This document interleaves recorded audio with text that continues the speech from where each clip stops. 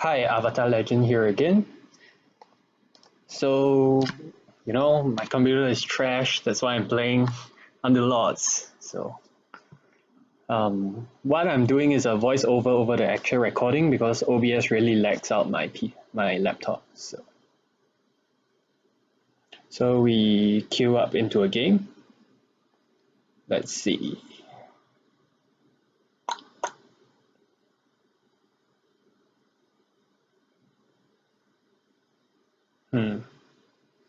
Okay, so this game has quite a lot of high-ranking people. So probably if we win, that's good for us. So round one. Well, the question is whether to pick Clockwork or Bloodseeker, and if we pick Bloodseeker, should we lock for the second Bloodseeker? Well, I think the answer is pretty obvious that we just do not lock, and between Clockwork and Bloodseeker, it's pretty close. I would prefer Clockwork slightly because of its ability, but it's probably not the best opener. The best openers nowadays are Tiny, Enchantress, Drow, and Bat Rider. So as you can see, just press tab to scout. So over here it's pretty obvious, Chainmail, because the other two items are trash. So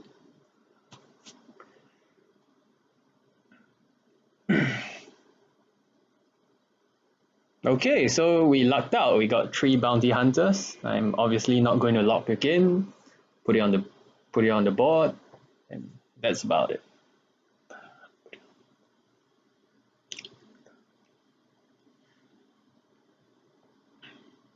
So as you can see here, I'm trying to press the button that reverses the camera, so that when you scout your opponent, you see your board and theirs. So yeah, we are pretty strong. I mean, the guy with 2 tinies is also quite strong, I guess.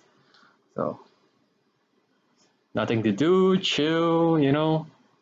These 3 creep rounds, it's a waste of time, man. So, embarrassment of riches, of course.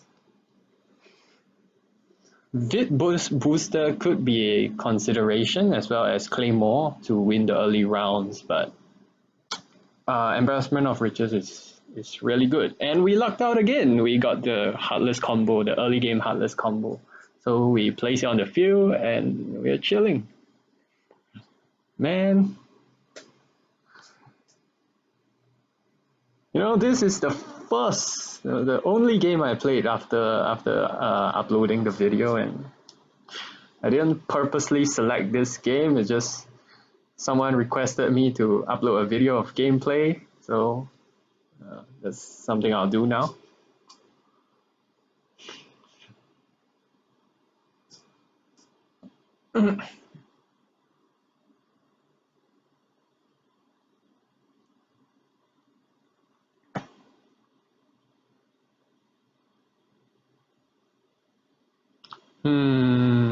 Well, it's close between Brooch and Fall from Grace, but I think Fall from Grace will help us more in the long term. Both items are designed to help us more in the long term, but I think Fall from Grace is a better item because it allows you to add in certain humans into your lineup like Kunkka and make it count as Heartless, which is going forward, of course, good for the composition.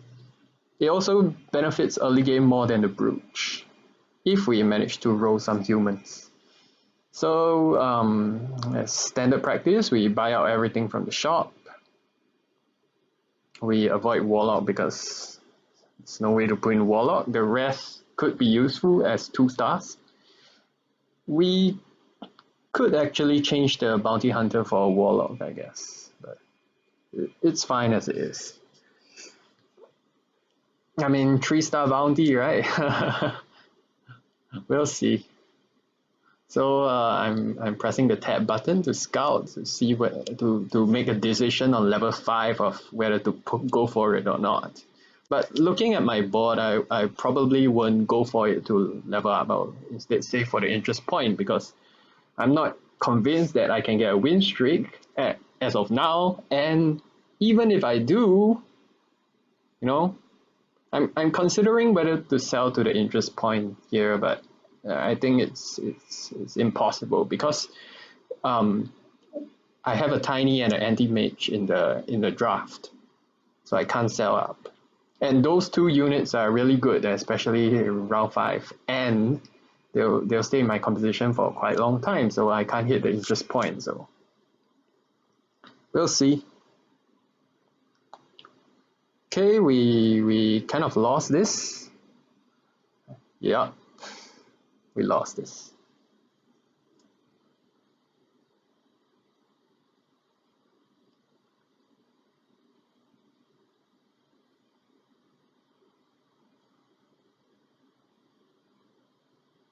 Okay, over here I'm considering whether to go on a loss streak because this board isn't that powerful.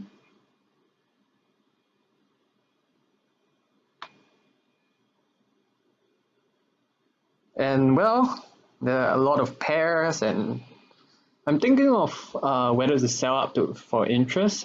I think I should, and so I did.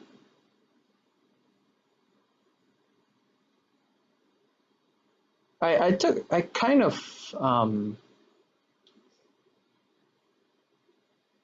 took a gamble here, to try and hit. I ended up with 9 gold, and I hope I could win this. I could also sell the tree, but the tree is really too valuable, and I also make 2 more mistakes, which is the punch should be inside instead of the tusk. For the heartless bonus, as well as my chainmail is still on my patch, so I think I rectified it in the next round. But luckily we won and we got our interest as well. So I'm scouting to see. There's this guy with sorry if it's too fast, but there's this guy with Druid synergy with Treant Protector. So we'll probably lose to him at this point. But now I think we might win him. We might be the strongest. So the reason I took out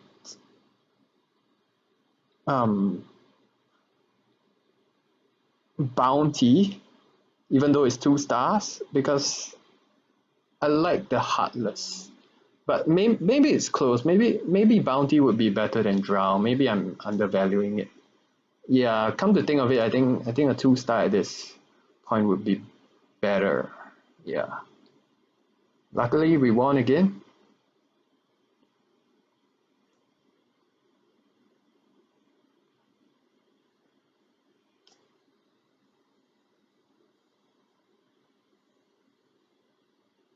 Yep, we won again. We are, not really win streaking, not really loss streaking, but at least we are saving for interest and our board is pretty strong. I'm glad I didn't level up at round 5, man. We'll be in big trouble if we did. So net worth, top of net worth by 1 gold, but in round 7 being top in 1 gold would translate to around 15 being top by 5 gold, because early gold is very valuable. So we got a dream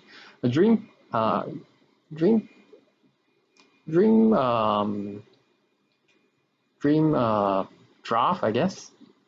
Yeah, so I was thinking, yeah, let's just, because you see all my units are 2 stars, 4 2 stars, you see? Oh my god. So I'm thinking whether to hit the interest, but I don't think so. I picked the slug because early game slug, level 1 slug is pretty broken, especially if you have tanky units that take aggro and the slug can come online at the slug slowly gaining attack speed and can come online at the end of the battle. But with 4 2-star units, I'm really not scared of anyone right now. Oh, that was closer than I thought, but you know.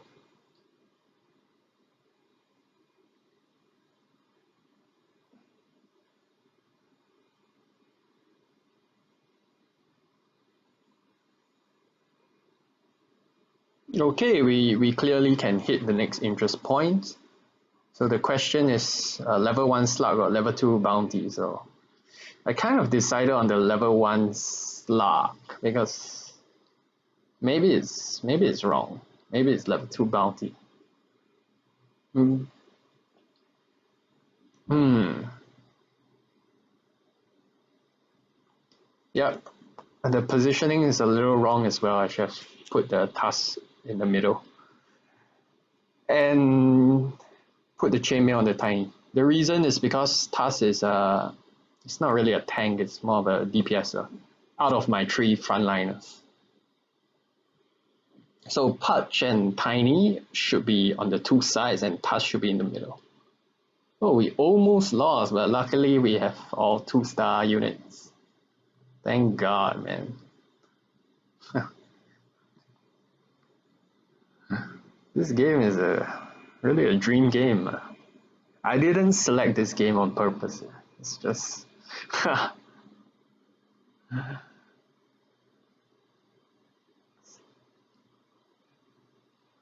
wow. I mean, time to sell everything off for interest. 325, yeah. It'll be good because we are guaranteed a 2-star treant, right? So this board, I mean, can I even dream of a board that beats this board? In round 10? Yeah.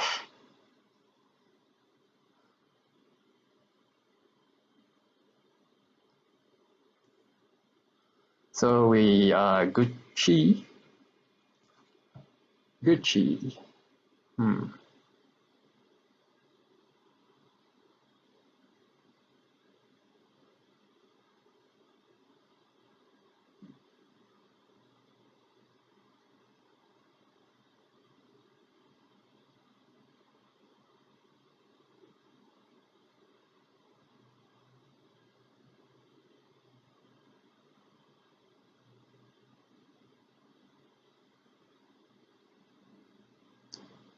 Okay, positioning. Yep. I put the treant and the patch at the end to draw aggro. Selling up for interest. We'll sell the tree because a level 3 tree. Probably we are never going to hit it. I mean, it's very RNG and we need that 40 interest. So after interest lock, buy up everything.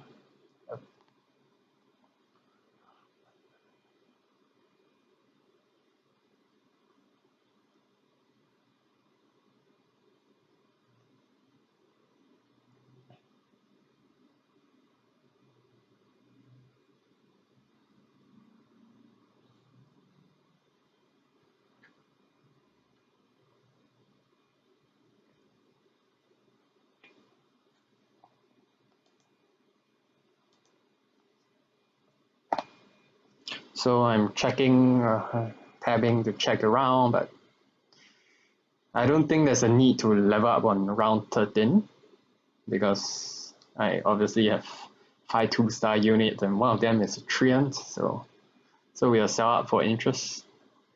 We could keep the 2 blood seekers because the reason is because I mean I'm almost guaranteed to win, right? So I can take this slight risk.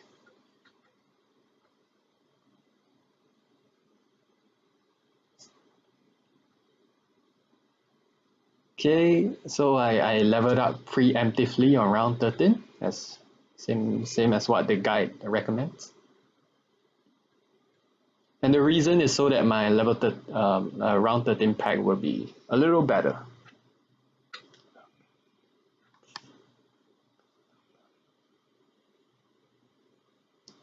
Hmm.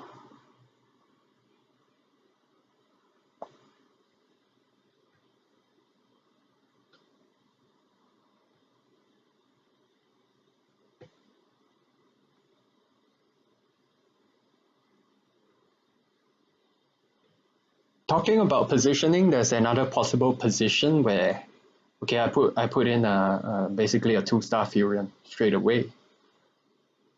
It's better than anything else I have. So there's another positioning where you put your melee units in a corner, and you put your DPS like a Shadow Fiend or a Razor in the absolute corner, and your melee unit surrounding it in the early levels. And the reason I'm not doing this is because Drow is too little DPS. So I rather my frontline units start fighting as fast as possible. So I put them all in the front. If, for example, I have like a Shadow Fiend 2 or something like that, I might hide it in the corner and surround it with my melee units.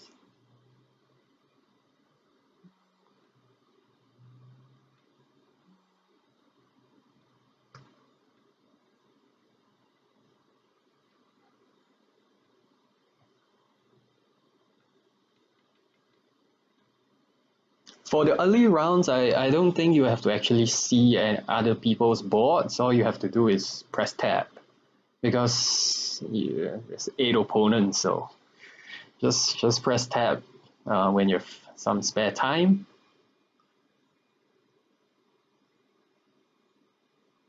So I'm thinking I'm going to level up soon, maybe round 16 or round 15. So I need an additional unit to put in.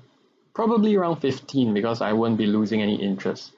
I level up and I'll go down to 40 gold, and I'll be able to get back up to 50 gold, especially if you see my bench, and I can sell stuff on my bench to get back up to 50 gold for sure. So yep, I decided to level up for a slightly better pack. Even though 15 is a creep round, but slightly better pack for free is always welcome.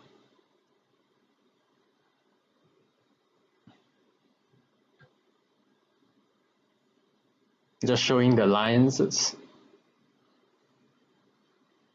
I'm actually considering putting in a puck for 3 elusive, but puck is really crap, like 1-star puck. Maybe I'll put in the Morphling.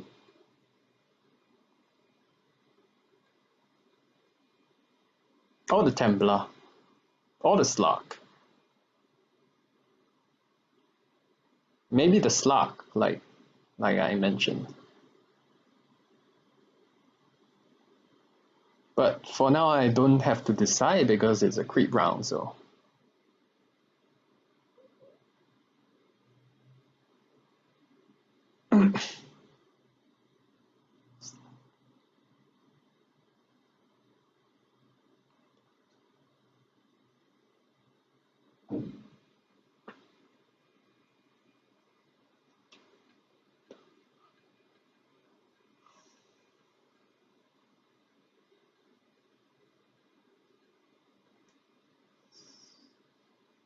So as you can see here, I'm doing what is called overflow. So if you have to buy, it's always good to increase the amount of possibilities, right? So you can buy additional units even if your bench is full. So over here, everything is crap, but I have a bunch of warriors, so I just pick the warrior buff. So I got a Necrophos, which is great. So I'm deciding which to sell slowly. Probably the Slug is out. Sorry, the Slaughter is out. It's funny how I sold the level 2 bounty and I'm still kind of keeping bounty. Oh man. Okay, you see the problem of putting a Mask of Madness? The opponent had to put it on his CM because nowadays all the units want to cast their stuff.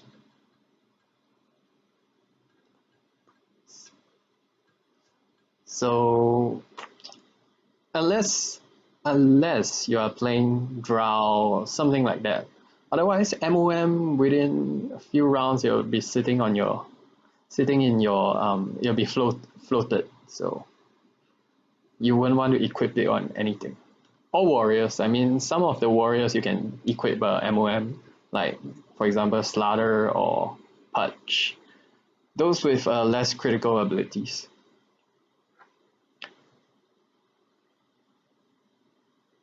So you're still getting 5 interests, which is great.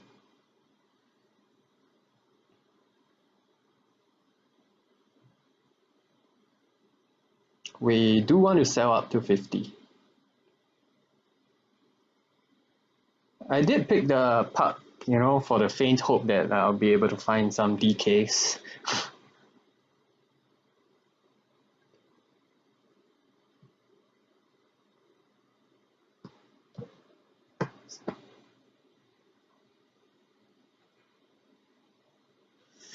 Yeah, see, I'm still picking assassins because I could put it in for the 3 elusive, and I have a Sanking inside, which I just only put it in for the what do you call it?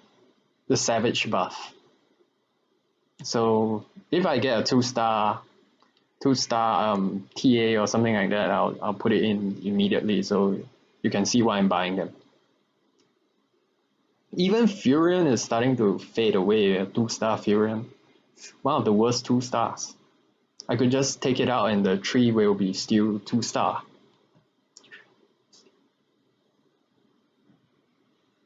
Okay, Razor is a good backline DPS, especially since my frontline is so tank.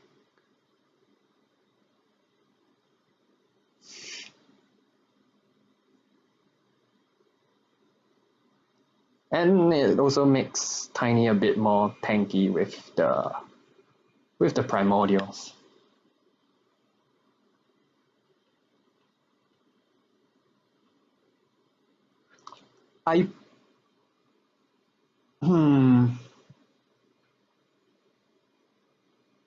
It's also possible to put in 3 hunters by taking out Sand King as well as Razor. Of course, it depends what you want. I believe 3 hunters is not that strong, especially with level 1 sniper and level 1 beastmaster. And anyway, I don't need this beastmaster. I already have a great front line.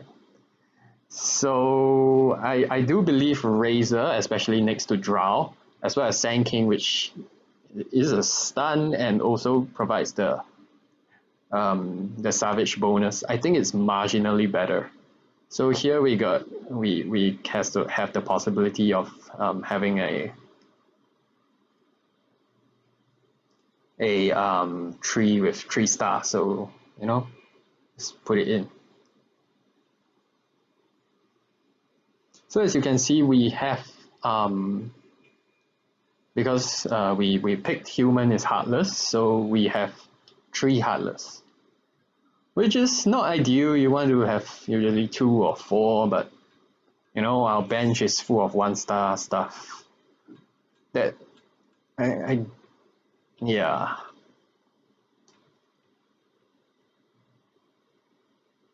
Oh, and DK really sucks without Puck or Viper. It has to have Puck or Viper or you can't run it. So but you usually collect DKs first, and since we are at 50 interest, we'll just wait. We still haven't lost a round since round 5, and it's round 20. I mean, this we're just very lucky game, I guess.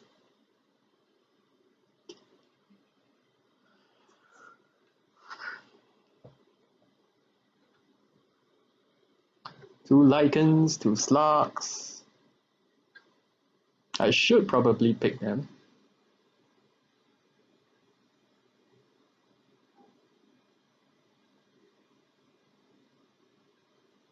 Yeah, the reason I'm leveling up to 9 is because I'm pretty sure I'll get 40 interest, especially by selling off bench units. And whoever gets to 9 first, is a great advantage. So, as mentioned in the guide, I'll try to get to level 9 and higher class of criminal, of course.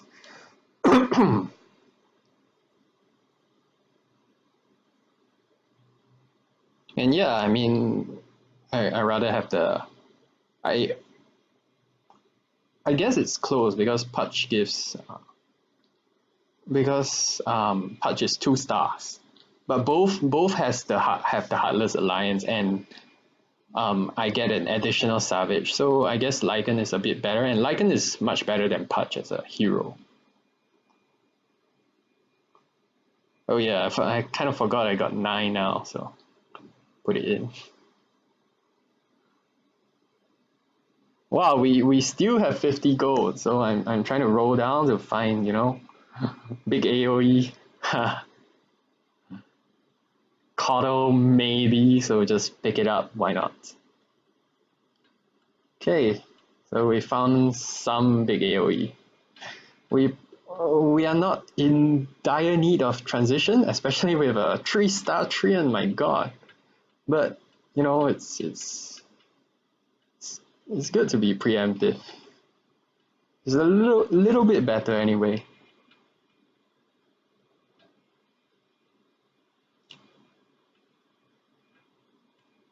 So right here we are just dominating. There's nothing much to say.